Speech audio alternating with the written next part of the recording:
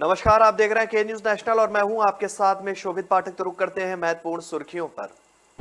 UNSC की बैठक में रूस और यूक्रेन ने लगाए एक दूसरे पर आरोप। अभी तक की बैठकें रही बेनतीजा।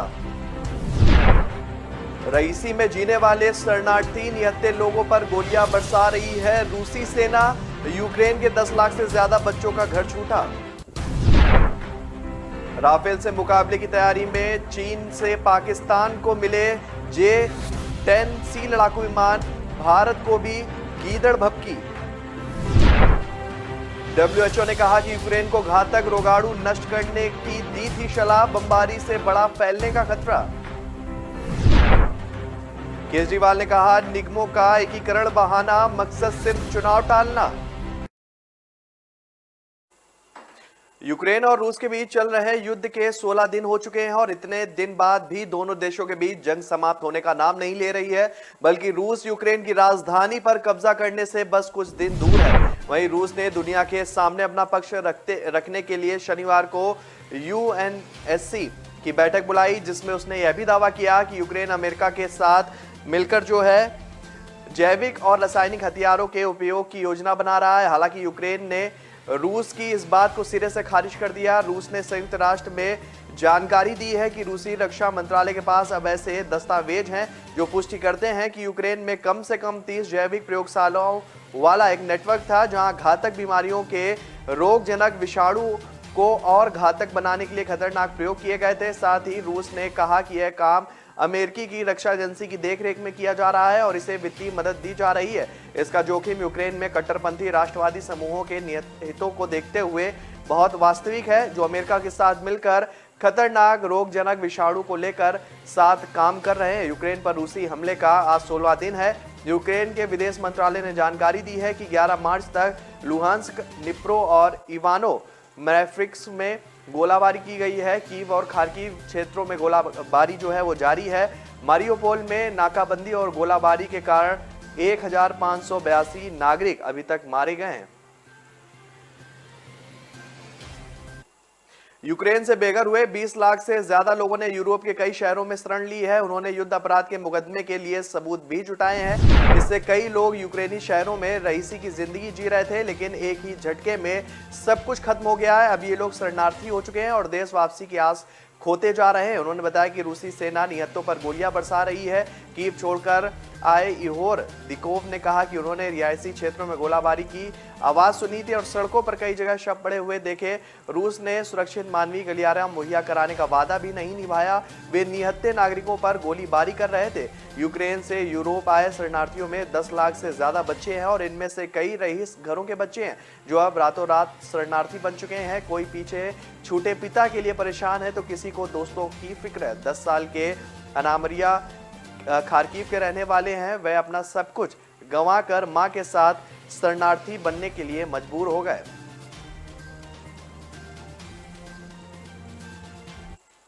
पाकिस्तान ने भारत के शक्तिशाली व आधुनिक राफेल विमानों से मुकाबले के लिए चीन से मिले J-10C लड़ाकू विमानों को अपनी सेना में शामिल कर लिया है। प्रधानमंत्री इमरान खान ने इन 25 विमानों के स्क्वाड्रन को पाकिस्तान की वायुसेना के बेड़े में औपचारिक तौर पर और समारोह पूर्वक शामिल किया है। इस मौके पर पाक पीएम इमरान खान ने भारत को परोक्ष धमकी भी दी है। पाकिस्तान के पंजाब प्रांत में स्थित मिहांस कामरा एयरबेस पर आयोजित कार्यक्रम में इमरान खान ने कहा कि 40 साल पहले पाक वायुसेना को अमेरिका ने F-16 विमान दिए थे। इसके बाद पाकिस्तान को अब नए लड़ाकू विमान हासिल हुए हैं। इन्होंने पाकिस्तान सदाबहार दोस्त चीन को भी इस सहयोग के लिए धन्यवाद दिया है। इमरान खान ने इस मौके पर फ्रांस से भारत की राफेल विमान खरीदी का भी परोक्ष का जिक्र किया है। उन्होंने कहा कि दुर्भाग्य से इस क्षेत्र में सैन्य असंतुलन जो है वो कायम किया जा रहा है। आज पाकिस्तान की सुरक्षा के लिए बड़ा कदम उठाया गया है।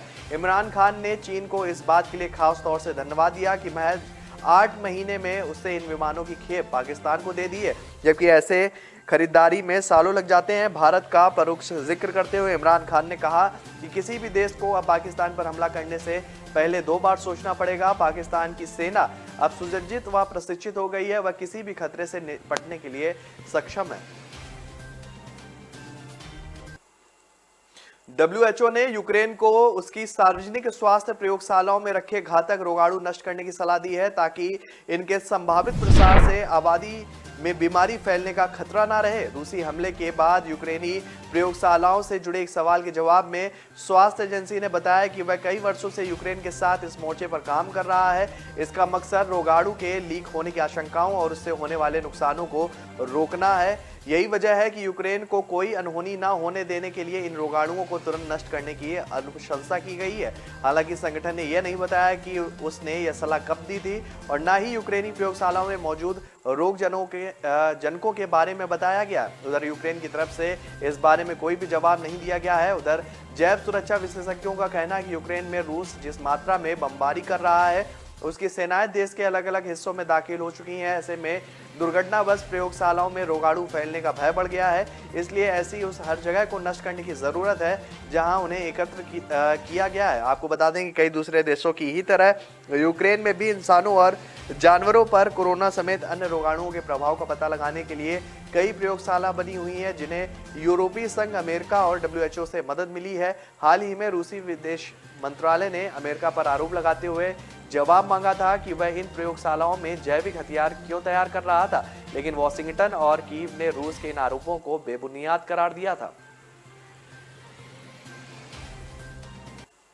दिल्ली नगर निगम चुनाव टलने पर मुख्यमंत्री अरविंद केजरीवाल ने दिल्ली राज्य निर्वाचन आयोग और केंद्र सरकार पर जमकर निशाना साधा है। उन्होंने इसे लोकतंत्र के लिए घातक बताया है। सीएम का आरोप है कि तीनों एमसीडी को एक करना तो सिर्फ बहाना है, असली मकसद चुनाव टालना है। वजह यह है कि आपकी लहर को देखते हुए भाजपा डर गई है। केंद्र सरकार और आयोग से चुनाव कराने की अपील करते हुए केजरीवाल ने कहा कि इस तरह के कदमों से संवैधानिक संस्थाओं की गरिमा तार-तार हो रही है। मीडिया से बात करते हुए सीएम ने कहा कि केंद्र सरकार का निर्वाचन आयोग को चिट्ठी लिखकर चुनाव टालने को कहना और आयोग का केंद्र के सामने झुकना दोनों ही जनतंत्र के लिए ठीक नहीं है। केजरीवाल ने कहा कि कल को वह नहीं रहेंगे, प्रधानमंत्री भी नहीं रहेंगे, लेकिन यह देश रहेगा। यह देश को कमजोर नहीं करना है। केजरीवाल के मुताबिक उनको नहीं पता कि आयोग ने फैसला दबाव में या धमकी के बाद लिया है। साथ ही कहा कि अगर आप ऐसे चुनाव टाल देंगे तो जनतंत्र ही नहीं बचेगा। आयुक्त को देश को बचाना चाहिए, पूरा देश आपका साथ देगा। अरविंद केजरीवाल ने कहा कि 75 साल के इतिहास में पहली बार ऐसा हुआ है कि केंद्र सरकार ने किसी राज्य के चुनाव आयोग को चिट्ठी लिखकर चुनाव टालने के लिए कहा है।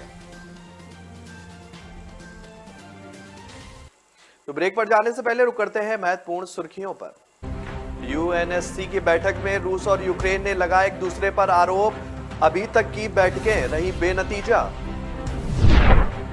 रईसी में जीने वाले शरणार्थी निहत्थे लोगों पर गोलियां बरसा रही है रूसी सेना। यूक्रेन के 10 लाख से ज्यादा बच्चों का घर छूटा। राफेल से मुकाबले की तैयारी में चीन से पाकिस्तान को मिले J-10C लड़ाकू विमान, भारत को भी गीदड़ भभकी।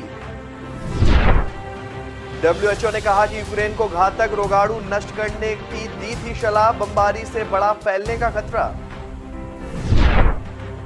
केजरीवाल ने कहा निगमों का एकीकरण बहाना, मकसद सिर्फ चुनाव टालना।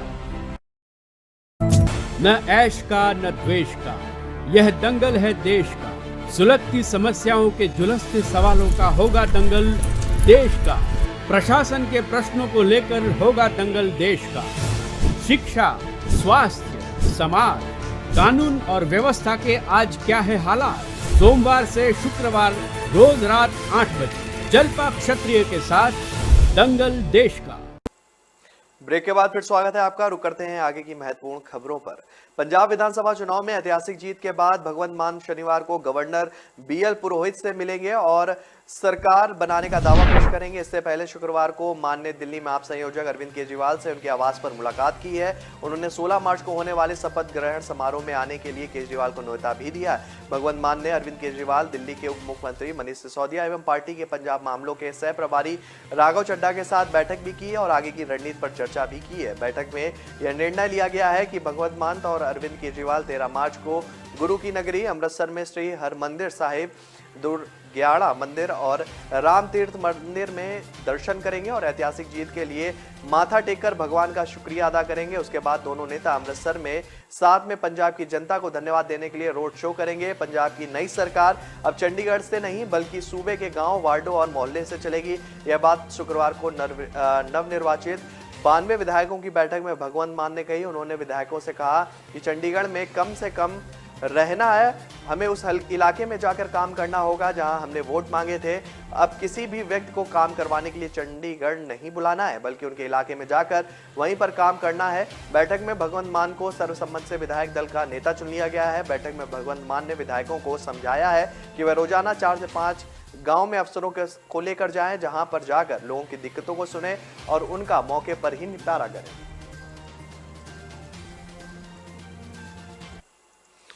उत्तर प्रदेश में हुए बीते 4 और विधानसभा के 2 चुनाव में दिलचस्प समानता दिखी है। पिछले 2 लोकसभा चुनाव में भाजपा को वोट का लाभ और सीट का घाटा उठाना पड़ा था, ठीक वैसे ही विधानसभा के बीते 2 चुनाव में रहा। दरअसल बीते 10 साल के दौरान हुए 4 चुनाव में भाजपा तब लाभ में रही है जब मुकाबला बहुकोणीय हुआ है। वहीं मजबूत गठबंधन न होने का दूसरी बार घाटा उठाना पड़ा है। इस चुनाव में बीते चुनाव के मुकाबले भाजपा के वोट शेयर में 1.5% से अधिक का इजाफा हुआ है, मगर उसकी सीटें 312 से घटकर 255 हो गई हैं। पार्टी लगातार दूसरी बार विधानसभा चुनाव में लोकसभा का प्रदर्शन नहीं दोहरा पाई है। बीते विधानसभा चुनाव में 2014 के लोकसभा चुनाव के मुकाबले करीब 3% कम वोट मिले थे। इस विधानसभा चुनाव में बीते लोकसभा चुनाव के मुकाबले करीब 9% कम वोट मिले हैं। आपको बता दें कि पार्टी जो है एंटी इनकम्बेंसी थामने के लिए थोक में टिकट काटने का सफल फॉर्मूला लागू नहीं कर पाई। पार्टी के शीर्ष रणनीतिकार के मुताबिक 156 विधायकों मंत्रियों के खिलाफ नाराजगी की रिपोर्ट थी। ज्यादातर के टिकट काटने पर सहमति भी थी, लेकिन एकाएक पिछड़े वर्ग के नेताओं की थोक में हुई विदाई के बाद कम टिकट काटे गए। परिणाम 11 मंत्री और कई विधायक अपनी सीट तक नहीं बचा पाए। भाजपा के सिख नेता सरदार मनजिंदर सिंह सिरसा ने कहा है कि आम आदमी पार्टी के नेता भगवंत मान ने दिल्ली के मुख्यमंत्री अरविंद केजरीवाल के पैरों में झुककर पंजाब और पंजाबियों को शर्मसार किया है। पंजाब के लोगों ने भगवंत मान को बहुत बड़ी जीत दी है, अपने सिर का ताज दिया है। जो भगवंत मान शहीद ए आजम भगत सिंह की पगड़ी बांधते थे, भगवंत सिंह को अपना आदर्श बताते थे और कहते थे कि मैं खटकड़ कला में कसम उठाऊंगा। उन्होंने अपनी पगड़ी को केजरीवाल के पैरों में डाल दिया है। यही काम कांग्रेस नेता नवजोत सिंह सिद्धू ने किया था जब कांग्रेस नेता सोनिया गांधी के पैरों में पगड़ी रखी थी। उन्होंने कहा कि भगवंत मान पंजाबियों को यह संदेश दे रहे हैं कि पंजाबियत और सिख केजरीवाल के पैरों में पड़ गई है। केजरीवाल भी इस तरीके पैरों में झुका रहे थे जैसे इंतजार कर रहे हैं वीडियो की ट्रेनिंग दी गई होगी। ऐसी ट्रेनिंग थी कि मान पैरों में गिरेंगे और वह संदेश देंगे कि यह देखो पंजाब मेरे पैरों पर पड़ा है। उन्होंने कहा कि केजरीवाल को ऐसा कोई भ्रम नहीं पालना चाहिए। भगवंत मान तो उनके पैरों में पड़ सकते हैं, परंतु पंजाब ना कभी गिरा है और ना कभी पंजाबियत गिरी है। हमारा सिर हमेशा ऊंचा रहा है।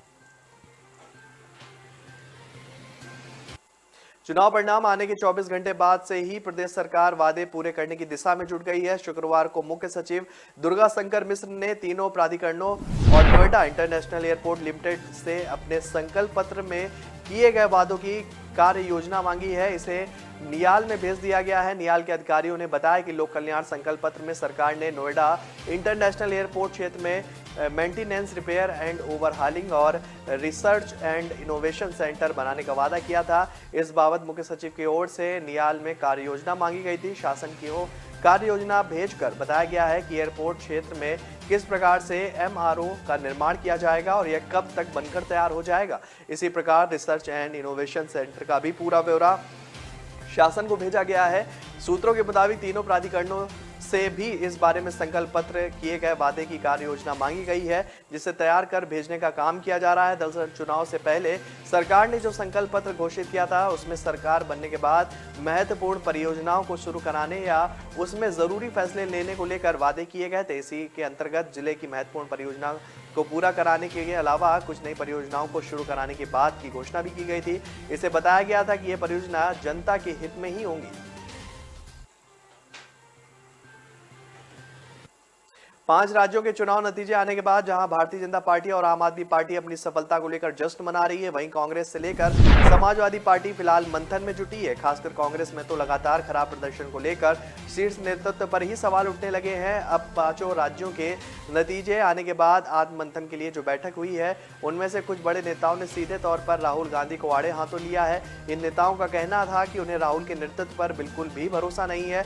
रिपोर्ट्स की माने तो जिस बैठक में बात कही गई उसमें कांग्रेस के कई पदाधिकारी और बड़े नेता शामिल रहे हैं। इसमें एक का नाम राज्यसभा में कांग्रेस के उपनेता आनंद शर्मा का रहा है। इसके लिए सांसद कपिल सिब्बल, मनीष तिवारी और अखिलेश प्रसाद सिंह भी बैठक में शामिल रहे हैं। हरियाणा के पूर्व मुख्यमंत्री भूपेंद्र सिंह हुड्डा और कुछ अन्य नेता इस मीटिंग से वर्चुअल तौर पर जुड़े। बताया गया कि बैठक के दौरान इन नेताओं ने कांग्रेस पर अस्तित्व के संकट का खतरा भी बताया है और साफ किया है कि अगर अभी कदम नहीं उठाए गए तो आगे पार्टी को मुश्किलों का सामना करना पड़ सकता है। इन नेताओं ने पंजाब में कांग्रेस के विकल्प के तौर पर आम आदमी पार्टी के आभार पर भी चिंता व्यक्त की है और कहा कि इस तरह के बदलाव पार्टी को उन सभी राज्यों में हाशिए पर धकेल देंगे।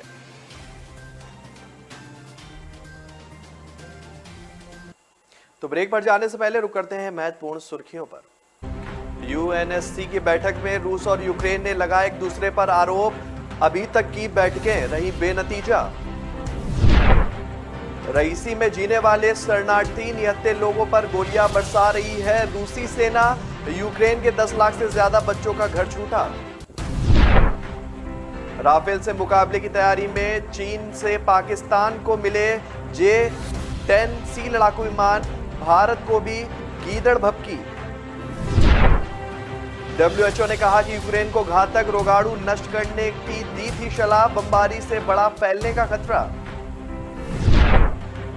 केजरीवाल ने कहा निगमों का एकीकरण बहाना, मकसद सिर्फ चुनाव टालना। न ऐश का न द्वेष का, यह दंगल है देश का। सुलगती समस्याओं के झुलसते सवालों का होगा दंगल देश का। प्रशासन के प्रश्नों को लेकर होगा दंगल देश का। शिक्षा, स्वास्थ्य, समाज, कानून और व्यवस्था के आज क्या है हालात। सोमवार से शुक्रवार रोज रात 8 बजे जलपा क्षत्रिय के साथ दंगल देश का। ब्रेक के बाद फिर स्वागत है आपका। रुक करते हैं आगे की खबरों पर। सपा के गढ़ में हार जीत के अंतर में शिवपाल का रसूख ज्यादा है। वह 90,000 मत से विजयी रहे तो भतीजे अखिलेश यादव को 66,000 से जीत मिली है। कुल मतदान के साथ दोनों को वोट मिलने का आंकड़ा भी बढ़ गया है। सपा के राष्ट्रीय अध्यक्ष अखिलेश यादव करहल से तो उनके चाचा प्रसपा अध्यक्ष शिवपाल सिंह यादव जसवंत नगर से चुनाव जीते हैं। चुनाव के दौरान दोनों विधानसभा क्षेत्रों के मतदाताओं में अपने नेता को अधिक से अधिक मत दिलाने को लेकर प्रतिस्पर्धा चल रही थी। कई जगह मतदाता चाचा भतीजे के बीच जीत के अंतर को लेकर बाजी लगाते हुए देखे गए। शिवपाल सिंह यादव ने भी ख्वाहिश जताई थी कि अखिलेश उनसे ज्यादा वोट से विजयी हो सकते हैं। चुनाव परिणाम घोषित हुआ तो शिवपाल को अखिलेश से ज्यादा वोट मिले। शिवपाल को 1,58,531 मत मिले हैं, जबकि भाजपा प्रत्याशी विवेक शाक्य को 68,454 मत मिले। शिवपाल को 90,077 मत से विजयी रहे हैं। यहाँ बसपा को 17,435 मत मिले हैं। शिवपाल को कुल मत 62.79% मत मिला है और इसी तरह सपा अध्यक्ष अखिलेश यादव को कुल 1,47,237 मत मिले और भाजपा के एसपी बघेल को 80,455 मत मिले हैं।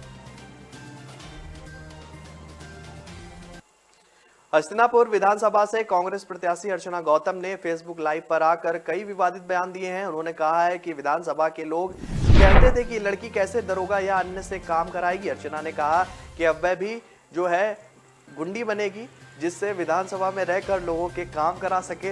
अर्चना गौतम ने फेसबुक पर लाइव आकर कहा कि मुझे विधानसभा के लोगों कहते थे कि लड़की कैसे दरोगा या अन्य से काम कराएगी, अब मैं भी दबंगई से काम कराऊंगी जिससे विधानसभा में रह रहे लोगों के काम करा सकूं। जैसे अन्य सांसद मोदी योगी भी दबंगई से काम करते हैं। अर्चना ने कहा कि वह अब भगवान राम को नहीं मानेंगी, वह सिर्फ बम बम भोले कहकर आगे बढ़ेंगी। भगवान राम को मानने के लिए भाजपा आगे है। भगवान राम तो सबके हैं लेकिन भाजपा इन्हें सिर्फ अपना मान रही है। अर्चना जनता के कई सवालों को फेसबुक पर जवाब दे रही थी। उन्होंने कहा कि वह अभी राजनीति में नर्सरी की कक्षा में है, अब धीरे धीरे आगे बढ़ेंगी। इसके अलावा जिन अध्यापकों को साथ लेकर वो राजनीति में आगे बढ़ी वह फेल है, अब नए अध्यापकों को साथ लेकर आगे बढ़ेंगे। वही भाजपा पर निशाना साधते हुए कहा कि इनकी सत्ता की असलियत 5 वर्ष नहीं 2 वर्ष में ही पता चल जाएगी। शपथ लेते ही पेट्रोल, गैस और सरसों के तेल जो है वो आसमान छुएंगे।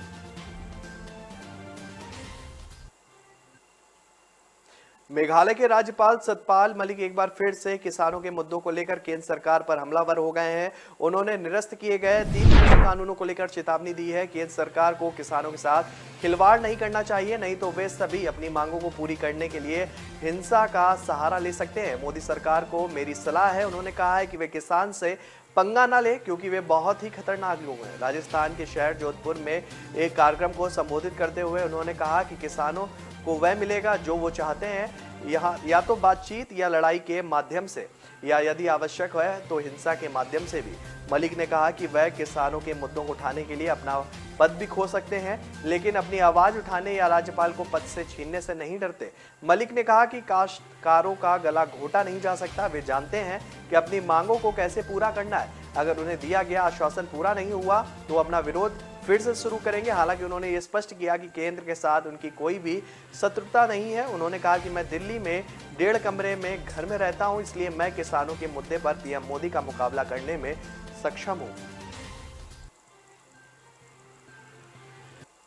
जम्मू कश्मीर में सुरक्षा बलों ने शुक्रवार रात से 4-5 अलग अलग स्थानों पर आतंकवादियों के खिलाफ अभियान में 4 आतंकियों को ढेर कर दिया है, जबकि एक आतंकी को जिंदा पकड़ लिया है। पुलवामा में मुठभेड़ में सुरक्षा बलों ने 2 आतंकियों का सफाया कर दिया है और गादरबल हंदवाड़ा में भी एक आतंकी मारा जा चुका है। एक आतंकी को गिरफ्तार कर लिया गया है। आपको बता दें कि हंदवाड़ा और पुलवामा में मुठभेड़ समाप्त हो चुकी है। पुलवामा मुठभेड़ में 2 आतंकी मारे गए हैं। गादरबल में मुठभेड़ जारी है। कश्मीर के पुलिस महानिरीक्षक विजय कुमार का कहना है कि शुक्रवार रात हमने 4-5 स्थानों पर संयुक्त अभियान शुरू किया। अब तक पुलवामा में एक पाकिस्तानी समेत जैश ए मोहम्मद के 2 आतंकी व गादरबल और हंदवाड़ा में लश्कर-ए-तैयबा के एक आतंकी को मारा जा चुका है। पुलवामा में मारा गया पाकिस्तानी आतंकी जैश ए मोहम्मद का कमांडर कमाल भाई है, जो साल 2018 से एक्टिव था। हंदवाड़ा और पुलवामा में मुठभेड़ समाप्त हो चुकी है और एक आतंकवादी को गिरफ्तार भी किया गया। इससे पहले कुलगांव जिले के अडूरा गांव में शुक्रवार की शाम आतंकियों ने एक सरपंच के घर पर हमला कर उनकी हत्या कर दी है। आतंकियों के पास से गोली मारी है, जिससे वह गंभीर रूप से घायल हो गए। तत्काल उन्हें अस्पताल पहुंचाया गया, लेकिन उन्होंने रास्ते में ही दम तोड़ दिया। राष्ट्रीय स्वयंसेवक संघ की प्रतिनिधि सभा की बैठक में वार्षिक रिपोर्ट पढ़ी गई, जिसमें देश में धार्मिक कट्टरपंथ को गंभीर चुनौती बताया गया है। कहा गया है कि केरल, कर्नाटक में हिंदू संगठनों के कार्यकर्ताओं की निर्मम हत्याएं इस खतरे का एक बड़ा उदाहरण है। रिपोर्ट के हवाले से अभी कहा गया है कि सांप्रदायिक उन्माद रैलियों, प्रदर्शनों, संविधान की आड़ में सामाजिक अनुशासन का उल्लंघन, रीति रिवाजों और परंपराओं और धार्मिक स्वतंत्रता को उजागर करने वाली नरसंग कृत्यों का सिलसिला बढ़ रहा है। मामूली कारणों को भड़काकर अवैध गतिविधियों को बढ़ावा दिया जा रहा है। कर्नाटक के शिवमोगा में 20 फरवरी तक रात बजरंग दल के 26 वर्षीय कार्यकर्ता हर्ष की हत्या पर भी नाराजगी जताई गई है। संघ की शीर्ष निर्णय लेने वाली संस्था अखिल भारतीय प्रतिनिधि सभा की बैठक में राष्ट्रीय स्वयंसेवक संघ मुसलमानों के साथ ही अन्य अल्पसंख्यक समुदाय में पैठ बनाने की रणनीति तैयार कर रहा है। शताब्दी वर्ष तक संगठन के आधार को विस्तार देने की तैयारी की गई है। संघ सूत्रों के मुताबिक जिस प्रकार कुछ वर्ष पहले अल्पसंख्यक मुसलमानों में पैठ बनाकर विस्तार की योजना तैयार की गई थी, उसी प्रकार कुछ अन्य अल्पसंख्यकों के बीच पैठ बनाने की योजना भी है।